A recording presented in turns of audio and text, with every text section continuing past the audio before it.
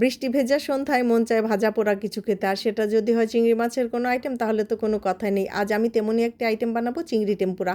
এটা এতই মজা যে ছোট থেকে বড় সবাই খুব পছন্দ করবে, আর এটা গরম গরম খেতে এত মজা, সেই রেসিপিটি আজ আপনাদের সঙ্গে আমি শেয়ার করব।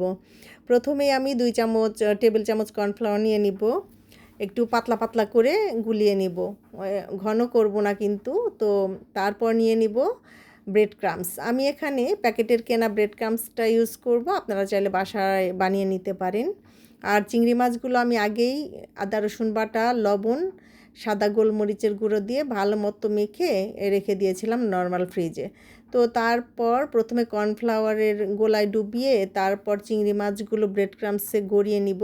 এভাবেই সবগুলো চিংড়ি মাছ আমি কোট করে নিব, আর তারপর নর্মাল ফ্রিজে রেখে দিব হাফ অ্যান আওয়ার। তাহলেই এই ব্রেড ক্রামসের কোটিংটা একদম সুন্দর মতো সেট হয়ে যাবে চিংড়ি মাছের মধ্যে।